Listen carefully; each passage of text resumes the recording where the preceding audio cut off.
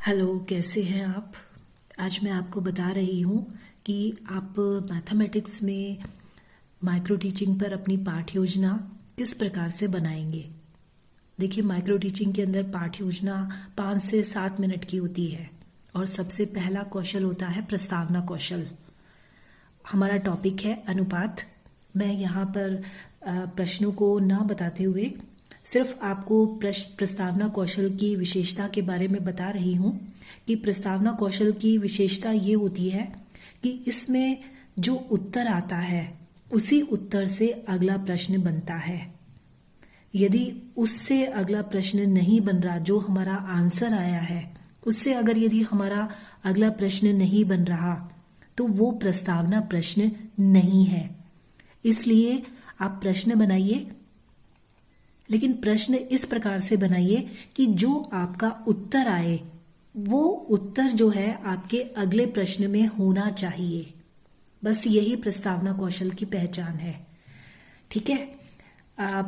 Micro teaching के अंदर एक कौशल के ऊपर 2 लेसन बनते हैं जिसे टीच और रीटीच कहा जाता है। हमने अनुपात के ऊपर जैसे ये लेसन बनाया है, ये हमारा टीचिंग है। सबसे पहले हम पढ़ाएंगे। 2 लेसन इसलिए बनाए जाते हैं कि अगर यदि पहले लेसन में कुछ गलती है तो उसे सुधार कर दोबारा पढ़ाया जा सके। और ये हमारा रीटीच है जैसा आप देख रहे हैं। फिर दूसरा हमारा कौशल है प्रश्न कौशल। प्रश्न कौशल में भी प्रश्न होते हैं। इसमें जरूरी नहीं है कि जो हमारा उत्तर आया है उस उत्तर से अगला प्रश्न बने। जैसे आप देख रहे हो कि 2 रेखाएं आपस में मिलती हैं तो उनके बीच क्या बनता है, कोण। 0 डिग्री के कोण को क्या कहते हैं, शून्य कोण। 90 डिग्री के कोण को क्या कहते हैं, समकोण। तो आप देख रहे हैं हर प्रश्न और उसका उत्तर अलग है, आपस में ये मिले हुए नहीं है। हालांकि ये कोण से संबंधित हैं, लेकिन उत्तर से हमारा अगला प्रश्न नहीं बन रहा है। फिर अगला जो है ये हमारी टीचिंग हो गई प्रश्न कौशल पर। फिर हमारी ये रीटीच हो गया। देख रहे हैं जैसे आप। तीसरा हमारा कौशल है व्याख्यान कौशल। टॉपिक है हमारा त्रिभुज। यहां पर हमने त्रिभुज के बारे में बताया है कि ऐसी आकृति जो 3 रेखा कोणों से घिरी होती है उसे त्रिभुज कहते हैं। त्रिभुज में 3 अंतकोण होते हैं और उन कोणों का योगफल 180 डिग्री होता है। और त्रिभुज का परिमाप तीनों भुजाओं के योगफल के बराबर होता है। यहाँ हमने त्रिभुज के बारे में बताया और फिर जो हमने बताया उसी में से ही हमने प्रश्न किए हैं और बच्चों से या स्टूडेंट से हमने उत्तर प्राप्त किए हैं। ये टीच है हमारा और ये हमारी रीटीचिंग है।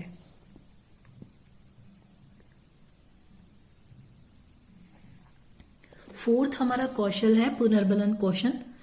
टॉपिक है हमारा व्रत। मैं आपको इस कौशल के बारे में बता रही हूं। इसमें भी आपको सिर्फ प्रश्न और उत्तर बनाने हैं। ठीक है।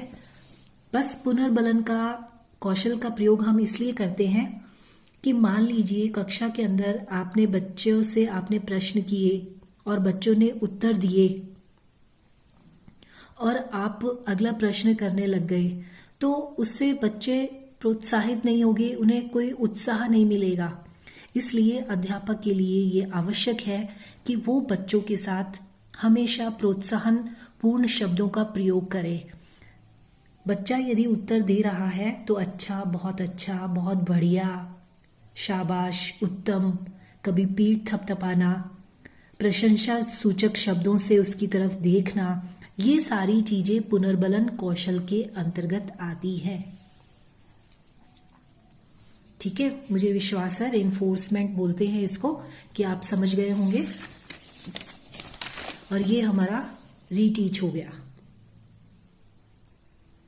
नेक्स्ट हमारा कौशल है शामपट कौशल। टॉपिक है वर्ग। वर्ग के बारे में हमने बताया। और ये जो आप देख रहे हैं ब्लैक शीट, इस ब्लैक शीट को हमने ब्लैक बोर्ड माना है और इस तरह से हम डायग्राम बनाकर वर्ग के बारे में कि वर्ग क्या है, उसका परिमाप क्या है, क्षेत्रफल क्या है, ये हम बच्चों को समझाएंगे।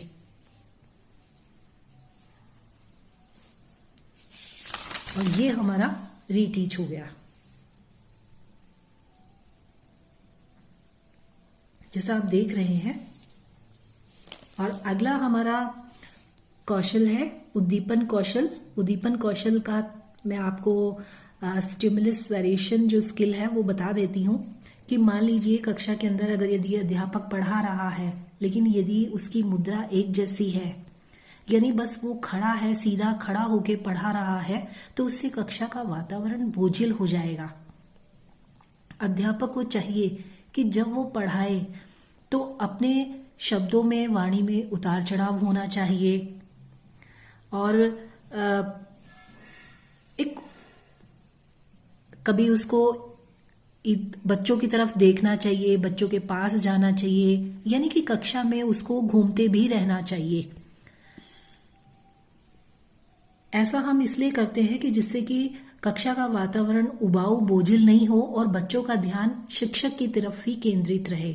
तो वो उद्दीपन कौशल कहलाता है। जैसा हमने ये बताया कि बीजीय व्यंजक क्या है और फिर हमने प्रश्न किए और यहाँ हमने उद्दीपन परिवर्तन के बारे में बताया। ध्यान केंद्रित करना, कक्षा में घूमना, अंत्यक्रिया वाणी में विविधता और उतार चढ़ाव, शाब्दिक अशाब्दिक माध्यमों में संक्रमण आदि। जैसे आप देख रहे हो इसके जो घटक है, कक्षा में घूमना, वाणी में उतार चढ़ाव, ये सब जो है घटक हैं। घटक का तात्पर्य ये है कि इन घटकों का प्रयोग कितनी बार हुआ है, उस पे आपको ये टिक लगाना पड़ेगा कि एक बार हुआ, 2 बार हुआ इस घटक का प्रयोग, 3 बार हुआ, कितनी बार हुआ। और ये हमने रीटीच बना लिया। मुझे विश्वास माइक्रो टीचिंग पर अपनी पाठ योजना बनाएंगे, समझ में आ गया होगा। फिर मिलेंगे। Thank you.